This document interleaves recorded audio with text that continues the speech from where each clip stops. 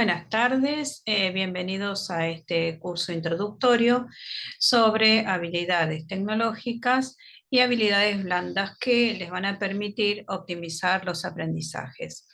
En esta ocasión, el curso es de introducción, dado que después van a tener la oportunidad de continuar a través de tutorías, profundizando algunos aspectos o aquel aspecto que a alguno de ustedes le pueda llegar a haber llamado la atención o surgido la necesidad, ¿sí? ¿Por qué no? Entonces vamos a hacer un abordaje general, ¿sí? No en profundidad de cada uno de los ítems, pero sí vamos a tocar las cuestiones que están relacionadas directamente con las técnicas del estudio, algunos tips muy importantes y las habilidades blandas. Así que bueno, los invitamos a acompañarnos en este recorrido.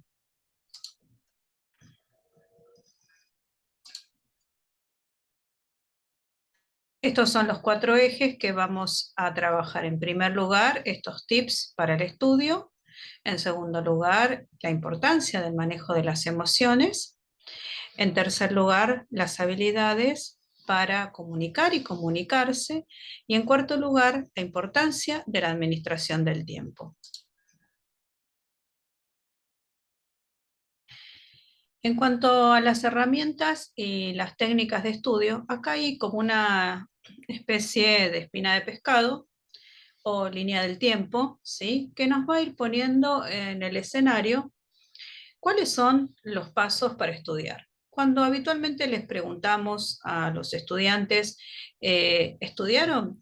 Y la respuesta muchas veces es, sí, sí, profe, yo estuve leyendo, ¿sí? Sí, leí. Y esto nos pasa a todos, ¿sí? Por falta de tiempo y por también desconocer que estudiar es involucrarse con el material, con los conocimientos, con los saberes, porque tenemos que internalizarlos de una manera, ¿sí? Que nosotros lo podamos aplicar. ¿Qué quiero decir con esto?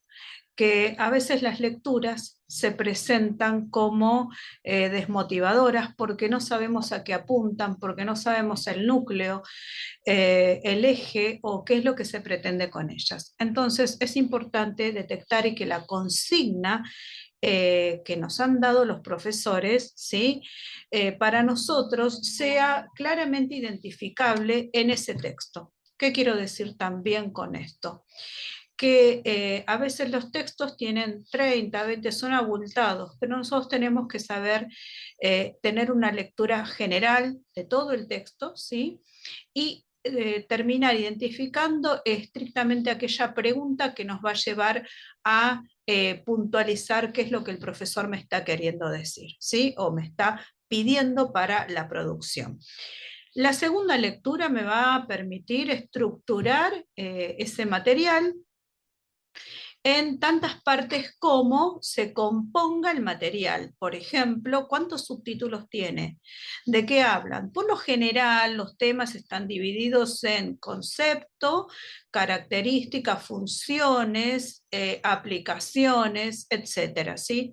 Entonces, a modo de cuadro, básicamente, está bueno ir armando una especie de esquemita con esos subtemas o subtítulos, ¿sí? ¿Cuántos hay? ¿5, 6, 3, 4? Bien, esto es una manera muy sencilla, básica, primordial de abordar un primer material, desde el inicio a la totalidad, y que no nos quede nada como pendiente de abarcar. Bueno, mencioné el tema de las consignas. ¿Por qué? Porque muchas veces los estudiantes, es muy común escuchar esto de, ay, yo creí que decía, ay, yo entendí que pedía tal cosa. A ver, no podemos posicionarnos desde lo que nos parece. Tenemos que ir por lo seguro, ¿sí? ¿Qué quiero decir con esto? Que lo seguro quiere decir, sí, el profesor dice, caracterice las líneas que le brinda el autor para aplicar estos principios. Bien, tengo que dar las características, ¿sí? ¿En qué se basa? Si dice complete el cuadro de doble entrada. Bien, un cuadro de doble entrada a veces no sabemos lo que es, ¿sí? Tiene horizontal una serie de datos y te pide otra serie de datos vertical, ¿sí? Entonces, de esta manera tenemos que completar el cuadro. Si te pide resuma, ¿cuál es la diferencia entre resumir y sintetizar? Bien, a veces tampoco lo sabemos. Entonces, la consigna tiene que ser completada total y acabadamente, ¿sí? Eh, de su opinión. Si me dice que dé la opinión, tengo que dar la opinión. Y a veces los estudiantes les parece que está pidiendo algo y les parece también importante completar con más información. Eso es erróneo. Hay que ir únicamente al punto que dice la consigna. Y para esto tenemos que recordar cómo nos manejamos en la vida diaria, ¿sí? Cuando tenemos que pagar un impuesto o algo, la consigna es clara, vence tal día, hay que abonarla. Bueno, de la misma manera tenemos que saber interpretar qué se nos está pidiendo, identificar el qué. ¿M? Si no entendemos, por ejemplo, qué dice con tal aspecto, tal concepto, bueno, vamos a ir a clarificar ese vocablo para ver qué es lo que me está diciendo, ¿sí? A veces hay actividades que por ahí no las terminamos de entender. Entonces vamos a tener que sí o sí entrar y tal vez preguntar. Bien, entonces una vez que vamos a tener en claro qué es lo que nos están pidiendo con esta consigna, pasamos a identificar las ideas, ¿sí? Como ustedes saben, hay ideas más centrales e ideas que se desprenden de estas. Cuando hacemos un mapa, un cuadro, lo que vamos a tener en cuenta son las ideas centrales. Las ideas de desarrollo y completamiento van a venir en un segundo momento cuando armemos por ahí una ampliación del cuadro o un mapa mental o cuando hagamos un resumen. Acá aparece una palabra que dice decodificar, ¿sí? Decodificar es eh, buscar el vocablo que estaría complicando la lectura de un párrafo, por decirlo de una manera simple, ¿sí? Me traba una expresión, algo que yo por ahí no termino de entender. ¿Eh? Entonces, acá hay un error que a veces se da en los estudiantes y que es que damos por comprendido lo que nosotros creemos que significa. ¿Sí? Entonces, ahí tenemos que pararnos y ir a buscar realmente el significado. Un consejo es siempre tener una solapa abierta y guardada en la carpeta de favoritos, ¿sí? De nuestra barra del buscador. Tenemos que tener un vocabulario de sinónimos, significado de vocablos a mano, siempre. Entonces esto nos va a ayudar a decodificar el sentido y en el contexto de ese vocablo, de esa terminología, ¿sí? Esto es importante, ¿sí? Porque si no, no podemos como terminar de avanzar y al final del texto podemos llegar a complicar el sentido y el verdadero significado. Bien, cuando nos piden sintetizar, es como contar de qué trata muy escuetamente, brevemente, con nuestras palabras. Pero ojo con esto, porque tenemos que tomar el sentido del texto y vamos a involucrar algunas palabras muy propias y específicas, ¿sí? Es como cuando yo siempre les digo, vamos a ver una película o leemos un libro y alguien nos pregunta, ¿y de qué trata? Y en menos de un minuto le contamos de qué trata, ¿sí? Pero no le contamos todo. Bueno, eso es una síntesis. En cambio, un resumen es esto de achicar el texto. Vamos a volver a la lectura principal, donde habíamos identificado las palabras, los conceptos más centrales de aquellos más secundarios. Bueno, todo eso lo vamos a tomar textual para nuestro resumen. Supongamos que hemos subrayado, ¿sí?, estos como párrafos o quizá un par de renglones por página, y de pronto de 5 páginas nuestro resumen, porque se trata de achicar el texto, se convierte en media carilla. ¿Mm? Eso es resumir, ¿sí? Bien, una vez que realizamos toda esta tareita, vamos a indagar. Indagar es empezar a investigar, a buscar más sobre el texto. Supongamos que no me estoy terminando de dar una idea acabada, bien completa de aquello que me está narrando el autor, el texto. Bueno, busco un video, busco el Google Maps, busco el Google Académico, entonces escribo Google Académico y ahí empiezo a buscar artículos en revistas científicas, alguno breve, ¿sí?, que me traiga una ampliación. No siempre voy a terminar de entender absolutamente todo, pero me va a situar en un campo un poco más amplio, más completo, ¿sí? Entonces, y un video también, porque con un video vemos las técnicas, vemos la imagen, vemos el procedimiento. Entonces, esto también es importante, ¿sí?, poder ampliarlo. ¿Por qué? Porque esta actividad va haciendo que nosotros internalicemos el material, ¿sí? Bien, y luego finalmente vamos a aplicarlo. Vamos a buscar un ejemplo, vamos a intentar contarlo, vamos a intentar relacionarlo, vamos a ver si en la cotidianeidad, en algún caso que haya ocurrido, esto también lo pudimos observar. Fíjense cuánta actividad pasó desde aquella primera lectura. Esto es sentarse y poder estudiar.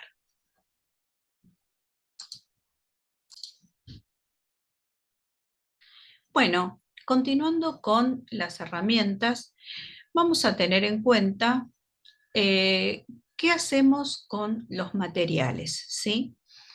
Vamos a trabajar el paso de todo este trabajo de estudio que realizamos previamente a la producción, a la expresión, al momento en el cual vamos a producir nosotros aquello que hemos trabajado.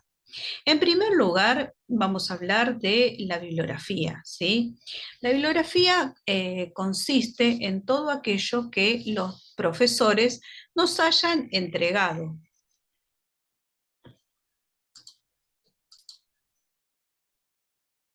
La bibliografía son los PDF, son los PowerPoint explicados, y muchas veces me dicen, ¿cómo estudio desde un PowerPoint? Un PowerPoint puede tener desde 2 diapositivas hasta 30 diapositivas. Entonces, a ver, lo más convencional es sacar una idea clara, ¿sí?, un concepto de cada una de las diapositivas. Entonces, armamos un esquema de contenidos o de estudio guionados, ¿sí? Vamos poniendo unas viñetas una abajo de la otra, con una palabra, ¿sí? Pero previamente tenemos que trabajar en el contenido de esa diapositiva. Esta es una técnica que, bueno, que ayuda mucho con los Power. Entonces, decíamos los PDF que tenemos que descargar, ¿sí? También los Word, que nos dan los materiales de estudio, los apuntes de clase, y todas las herramientas digitales que contengan información, audio también, o videos que los docentes nos comparten. Toda esa bibliografía nosotros la tenemos que terminar de organizar, la tenemos que procesar, tenemos que crear alguna ficha, algún Word o material donde nosotros vayamos sintetizando y bajando el contenido por unidad, por temas, ¿sí? Esta es otra manera de abordar los estudios. Bien, es fundamental sentarse y decir, bueno, voy a preparar la materia que tiene 4 unidades. Bien, recopilo, ¿sí? Y a veces está bueno también trabajar con el papel, ¿Mm? Imprimirlo y tener nuestro folder, ¿sí? Donde tenemos todos los materiales de la unidad 1. Si no lo hacemos en papel, yo siempre recomiendo armarse en la pantalla, es decir, en nuestro escritorio virtual, una única carpeta, ¿sí? Que diga la carrera, esterilización, que diga certificación pedagógica, enfermería, bien. Dentro de, y nada más, ¿m? Nuestra computadora tiene que estar limpia, ¿sí? Nuestra notebook, nuestra PC. Entonces, dentro de esa carrera, adentro va a haber 3 carpetas, que son las que indican primer año, segundo año, tercer año, ¿sí? Entonces, en la de primer año vamos a poner tantas carpetas como materias tengamos, o por cuatrimestre, primer cuatrimestre, segundo cuatrimestre. Y ahí vamos a colocar cada material correspondiente, ¿sí? Esto es una manera también de ir recopilando la información. Bien, eh, no sé si conocen, y también lo podemos ver en las tutorías, los mapas mentales, ¿sí? A diferencia de los mapas conceptuales, consisten en relacionar la información con un gráfico significativo. Entonces, hay, por supuesto, muchas aplicaciones digitales que nos pueden ayudar. Una de ellas que yo recomiendo mucho y la uso porque me gusta, porque realmente es facilitadora del aprendizaje, es el Xmin 8. Xmin 8. Después lo podemos ver y cómo se descarga. Bueno, el mapa mental también me permite visualizar y recordar incluso como si fuera a modo de esto de la imagen con el concepto, ¿sí? El color y incluir inclusive un video. Podemos colocar, si estamos trabajando con una aplicación digital, y también podemos poner un link que nos esté derivando a algo. Imagínense que cuando trabajamos estudiando con un mapa mental que nosotros construimos sobre una unidad, sobre una materia, es imposible que se nos olvide o que se nos escape algo. Por eso estas herramientas son altamente productivas, de mucho rendimiento. Bueno, el otro aspecto tiene que ver con las tutorías. Ustedes pueden pedirles a sus docentes un apoyo y una ampliación del material o de alguna consulta que ustedes necesiten particularmente recordar sobre lo que las clases fueron presentando, el desarrollo de los temas, ¿sí? En cuanto a la interacción con el docente. Si fuera necesario refrescar alguna habilidad o alguna dificultad en construir los materiales de estudio, las herramientas, los resúmenes o aquello que ustedes más necesiten o les sirva para estudiar, pueden pedir una tutoría justamente conmigo en los datos que yo ya les he dado. Habitualmente me encuentro en la biblioteca y si no, también podemos tener tutorías por Zoom. En cuanto a la interacción, hay algo muy importante, que es que todos estos trabajos que hacemos con el estudio rinden y nos llevan a eh, poder tener resultados altamente positivos. Pero hay un estudio que dice que rendimos como un 50%, ¿sí? Cuando nosotros estudiamos solo. Ahora, si nosotros estudiamos compartiendo, imagínense todo esto, interactuando con un grupo, con 2, 3 compañeros con los cuales hemos trabajado en el aula, hemos preparado, o simplemente cada uno trabajó en forma individual y se junta para compartir este mismo trabajo que han realizado, el nivel de rendimiento para aplicar y recordar es del 90%. Y esto es fundamental, porque nuestro cerebro tiene esta facilidad a nivel cognitivo de recordar más cuando se comparte con el otro.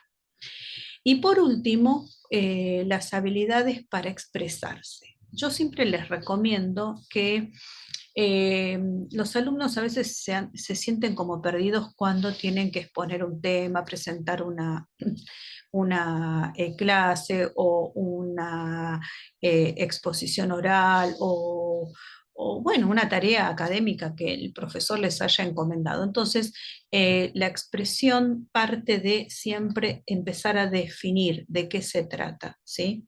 ¿Qué es un sistema? ¿Qué es un mecanismo que permite tal cosa? O sea, encabezar, hacer una suerte de andamiaje en la expresión para podernos presentar.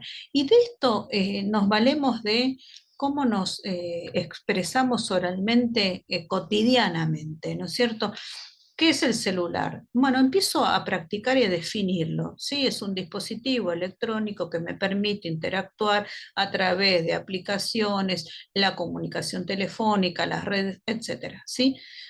Entonces, empezamos, ¿qué es tal cosa? Un utensilio que facilita tal cosa. Bueno, y empezamos a definir los objetos cotidianos. De esta manera nos vamos entrenando oralmente y nos forzamos, y se nos hace el hábito, ¿sí? De alguna manera podernos expresar correctamente.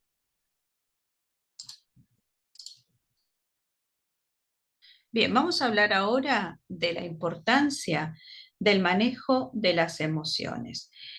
Eh, Vamos a hacerlo frente a las expectativas, ¿sí? Empezamos una carrera, ¿sí?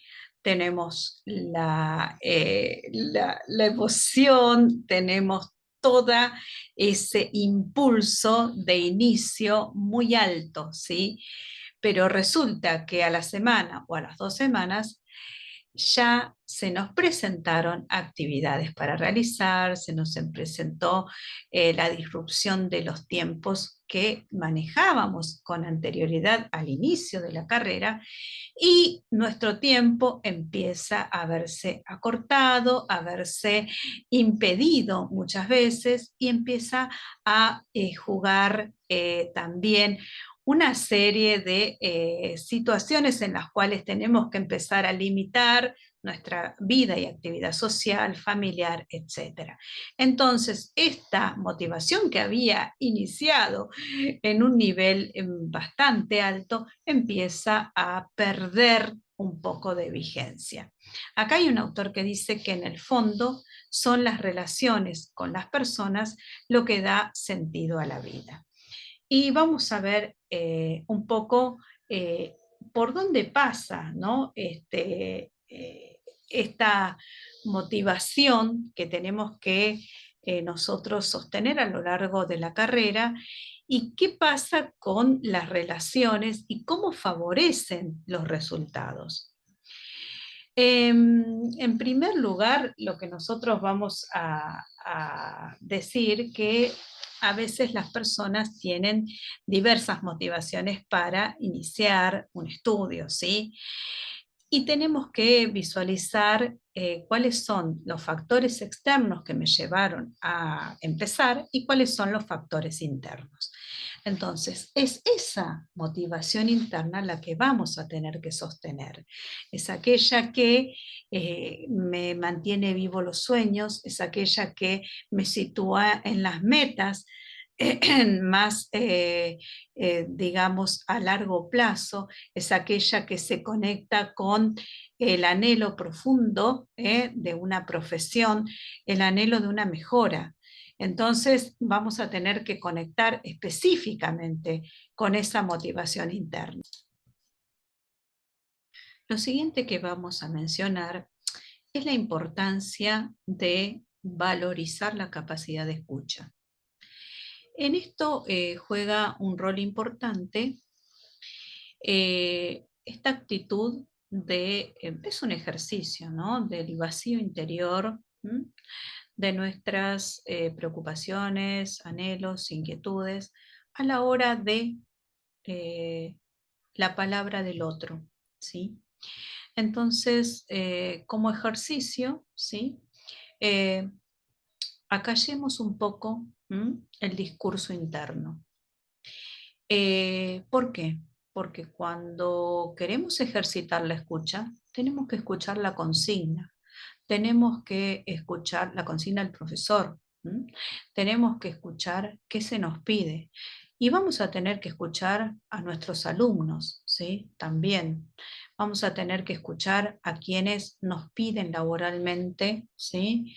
Algo, a nuestros pacientes, ¿sí? Entonces, si estamos situados desde nuestro pensamiento o de lo que me parece que la persona me va a decir, estamos en el error, ¿sí? Entonces, pongamos en entrenamiento, ¿sí? Escuchar al 100% lo que el otro tiene para decir. Las personas emplean la inteligencia emocional en su vida personal y académica. Y hay algunas características que son importantes, y que vamos a mencionarlas acá. La capacidad de persistir en las tareas del aprendizaje. Las personas que utilizan esta habilidad habitualmente tienen como mayor resistencia al fracaso. Eh, lo que encontramos es que se pueden establecer relaciones para ser líder, ¿sí? Y cooperar en el ámbito más profesional y académico. Y también aprovechar mejor las capacidades intelectuales.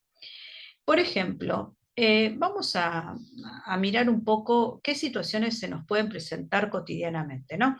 Si estamos en un día, bueno, de esos difíciles en el que la noche anterior tuvimos una discusión o una pelea con alguien y no pudimos dormir bien y por eso, bueno, nos despertamos tarde, llegamos tardes a la clase, al Zoom, a lo que teníamos, de pronto esa materia que más nos costaba y en la que el profesor, bueno, era justamente el más exigente, ahí es normal sentirse estresado, irritado, y bueno, hay que reconocerlo, ¿sí? Pero asimismo, saber manejar estas emociones. Entonces, tenemos que tratar de descansar un poco más y encontrar esos espacios que nos vayan a permitir relajarnos y poder manejar el estrés. Esto es importante, ¿sí? Otro caso se nos puede presentar, bueno, a veces no tanto en la distancia, pero sí en las clases presenciales suele ocurrir. Puede ser en las clases sincrónicas, ¿no? Eh, Hay compañeros que, bueno, que pueden llegar a tener ciertas actitudes que a uno le molestan, ¿no? ¿Y qué es lo primero que uno puede experimentar? La rabia, ¿no? Es normal sentirla, ¿vieron? Pero lo que es importante es reconocerla, ¿sí? Identificar las sensaciones que nos va produciendo en el cuerpo.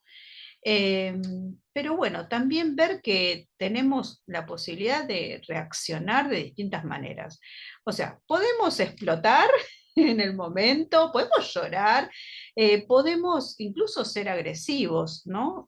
Con esa persona, incluso delante de todo el grupo. ¿O qué podemos hacer? Me puedo levantar, puedo pausar un WhatsApp, puedo hacer un impasse, ir al baño, ausentarme, tranquilizarme, calmarme un poco de esa sensación, de esa emoción, y luego volver al sitio, al aula donde estaba, retomar y bueno, cuando sea el momento apropiado, hablar con la persona de manera más tranquilo y asertivo, bueno, para poderles poner nuestros sentimientos y resolver. Lo que es importante es pensar que estamos manejando nuestras propias emociones y ver cómo éstas impactan en nuestra forma de relacionarnos. Acá hay tres aspectos que les puse para que queden como recontra grabados. Sé empático. ¿Qué quiere decir esto? Que desarrolles la capacidad esta de entender las emociones y sentimientos de la otra persona. Es como que hay que tratar de comprender por lo que el otro pueda estar atravesando. Es decir, no haga juicios de valor sin antes preguntarle o, bueno, acercarte a esa persona para tratar de entender su mundo, su realidad. Entonces, eh, podemos pensar, reflexionar acerca de lo que uno habla o expresamos acerca de los demás. acerca de los juicios que hacemos, ¿sí? O decimos cosas sin antes conocer a la persona. Segunda, sé asertivo. ¿Qué quiere decir? Saber comunicarse y actuar en el momento, en la forma y en el lugar apropiado. Es escucharse a sí mismo. Esto de las necesidades, las emociones, los deseos y los derechos. Pero también escuchar y tener en cuenta a los demás. Implica, bueno, actuar un poco con esa sabiduría. Es como el punto intermedio entre esto de ser agresivo y ser pasivo. También es saber decir no y poner un límite. Cuando tenés alguna diferencia con tus pares, con tus compañeros de clase, con tus colegas, normalmente podemos reaccionar mal, también podemos herir, ¿sí? O callarnos, ¿no? O podemos expresar lo que sentimos y pensamos de una forma tranquila, calmada y adecuada. Tercero y último, ser estratégico en las relaciones. ¿Qué quiere decir? Identificar puntualmente qué es lo que uno quiere obtener de esa relación. Si es para pedir o, bueno, negar algo, si es para mantener una relación, si es para expresar y mantener el propio respeto y valor como persona. Estas cuestiones, bueno, las vamos a tener en cuenta porque van a mejorar nuestra interacción. Hablando de la comunicación, muchas veces los estudiantes dicen que, bueno, que es importante que abordemos el tema de la comunicación, que hay falencias en todos los niveles o en los estratos, ¿sí? Bien, acá expresamos tres grupos, ¿sí? Con los cuales nosotros tenemos que tener en cuenta, ¿sí? Algunas actitudes, ¿sí? Por ejemplo, o virtudes, como se suele decir, ¿no? Nosotros les llamamos habilidades, ¿no? En relación a nuestros compañeros, la tolerancia, no está de más decirlo, ¿sí? Poder comprender las diferencias, poder comprender que el otro es distinto, que el otro tiene maneras diferentes de comunicarse, de posicionarse, ¿sí? Que en un grupo la inclusión es importante, que no todos tienen el carácter expresivo, un carácter hacia afuera, digamos. Algunos son más introvertidos, algunos tienen otro tipo de dificultades, algunos vienen con una historia y en la cual buscan una oportunidad de crecimiento con una carga y una mochila que no siempre nosotros conocemos. Es importante acercarnos, es importante sumar, ¿sí? En una sociedad que busca la inclusión. Trabajar la empatía también es importante. Eh, Muchas veces este es un factor en el cual no todos tenemos la cualidad de entablar un diálogo, la cualidad de situarnos ante la necesidad del otro. Bueno, vamos a practicar el escucharnos, el contactarnos, ¿sí?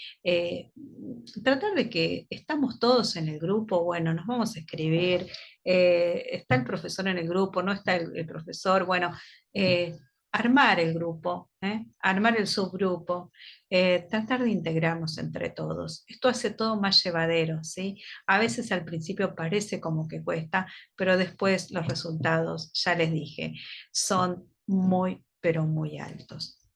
Respecto del personal del instituto, acá hay algo muy importante que es la paciencia. Ellos están trabajando con nuestras habilidades, están trabajando con nuestros papeles, con nuestros documentos, continuamente producen nuestra información, interactúan con ella y organizan y sistematizan esa información. Entonces, imagínense que cada año se suma una cantidad importante de estudiantes con nuevos datos, entonces también hay que comprenderlos, ¿no? Y por supuesto respetarlos, ¿sí? Son colegas también y a ellos les debemos esa paciencia. Ahora, cuando vamos a iniciar un trámite, tenemos que expresarnos con la mayor claridad posible, tratando de ser cordiales, respetuosos y objetivos, ¿sí? Pero, como decíamos recién, identificando qué es lo que queremos pedir, ¿sí? ¿Qué es lo que estamos solicitando con claridad? Cuando queremos que nos den una constancia, etcétera, una equivalencia, anticiparnos, ¿sí? No pedir las cosas específicamente cuando ya se nos venció el plazo, ¿sí? Tener en cuenta esto de los tiempos y las respuestas, ¿sí? ¿Qué tipo de respuestas damos y qué nos están respondiendo ante un nuevo requerimiento que el personal del instituto nos pueda realizar? Y finalmente, nuestra mirada está dirigida a los profesores, a los cuales también naturalmente les debemos el respeto, ¿sí? Una actitud básica es la confianza, no solo la confianza que ellos van a entablar con nosotros, dedicándonos el tiempo, el afecto, sino una confianza que va a basar y va a sentar los vínculos, ¿sí? Entonces, bueno, esto es importante a la hora de la apertura, donde nosotros le vamos a hacer esa consulta, donde nosotros vamos a hacer ese seguimiento del que el profesor nos está proponiendo con una actividad, con los materiales. Entonces, acá hay ciertas actividades que nosotros tenemos que tener en cuenta como la atención, ¿sí? ¿Qué es lo que el profe quiere? ¿Sí? ¿Por dónde está pasando el eje en esta clase? Animarse a participar, escribir a través del chat, escribir en los foros, eh, participar en clase, responder a las consignas, consultar siempre estas actividades. Tengamos en cuenta que el profesor va a hacer el diagnóstico de cada grupo en particular y va a tener en cuenta también esto, ¿sí? Así que bueno, hay que animarse. Bueno, finalmente vamos a hablar sobre la administración del tiempo. El tiempo que para la carrera es un tiempo flexible porque nos permite realizar las actividades en los momentos en los cuales uno realmente dispone para poder hacerlas. Entonces el tiempo se vuelve flexible, pero hay que tener en cuenta que los docentes también tenemos nuestro tiempo y no siempre coincide con el tiempo del alumno. Entonces, a la hora de producir, evaluar, cerrar, pero hay algo que el alumno tiene que aprender, que es el estudio, ¿sí? Es un proceso, ¿sí? Entonces, si hay, digamos, un cuatrimestre en el cual se distribuyeron las actividades, la lectura, las producciones, las evaluaciones, están enfocadas para que se realice el aprendizaje de esa manera, para que se practique, para que realizando, uy, es un trabajo práctico, ahora tenemos otro práctico, es que en el hacer se aprende, en el hacer se aprende, en la ejercitación, en la aplicación, en la lectura, en todo lo que venimos diciendo con las técnicas de estudio propiamente. Entonces, si yo voy a entregar los prácticos allá por el 20 y pico de junio, cuando ya está cerrando el cuatrimestre, resulta que el proceso, ¿sí?, no se cumplió. Entonces, si bien la flexibilidad está dada para que me atrasé un poquito, profe, se lo voy a entregar mañana o más tarde. Este aviso para nosotros es importante, pero hay que tener en cuenta esto del proceso, ¿sí? Porque va anidando con la construcción del siguiente contenido. Y un contenido que se enlaza con otro se construye, se construye a partir de la base sólida. Entonces, nosotros tenemos que, de una manera espiralada, ¿sí?, ir sosteniendo este aprendizaje a modo de proceso. Bueno, entonces esto es importante tenerlo en cuenta, ¿no? Eh, hay algo que, lo segundo, que también tiene que ver con este hábito, ¿no? De, bueno, me hago el tiempo para el estudio, ¿sí? Eh, si yo destino los días jueves, los días viernes, el sábado, el domingo a la tarde, no importa, lo tengo que respetar. Eso es lo importante, ¿sí? Normalmente ya sé que los lunes a la tarde estoy ocupada, que el martes tengo otra actividad, pero el miércoles a la tarde y a la noche es el día en el cual dediqué o destiné para las actividades, ¿sí? Entonces, respetar todos los miércoles, por ejemplo, ¿no? Quiero decir algo. Entonces, estas horas, 3, 4, 5 horas que le voy a destinar por semana, respetarlas y hacerme el hábito. ¿Por qué? Porque si no, caemos en la posibilidad de que tanta flexibilidad terminó por saltear incluso ese día que yo había destinado. Fíjense la rueda de la distribución, ¿sí? En nuestra semana. Fíjense, está el tiempo que le dedicamos a las clases teóricas cuando concurrimos o cuando estamos en los encuentros sincrónicos, ¿sí? El tiempo que dedicamos cuando tenemos parciales o evaluaciones, los trabajos prácticos que hay que realizar o presentar, el espacio para las tutorías, las prácticas cuando las hay, ¿sí? Después también todos o la gran mayoría tenemos un tiempo en el cual eh, realizamos nuestro trabajo profesional, ¿sí? El estudio personal, esto que estábamos hablando recién, ¿sí? Pero acá hay dos factores que son la familia y el esparcimiento, y también tienen que estar equiparados. Cuando esta rueda se expresa de esta manera, todos estos elementos están en armonía, digamos. Acá hay un equilibrio. Cuando alguno de estos factores se desfasa, entonces ahí vamos a tener que prestarle atención. Bueno, esperemos que estos consejos les puedan realmente ser de ayuda y que puedan aplicar para, bueno, que el rendimiento realmente los haga crecer. Muchas gracias a todos, ¿sí?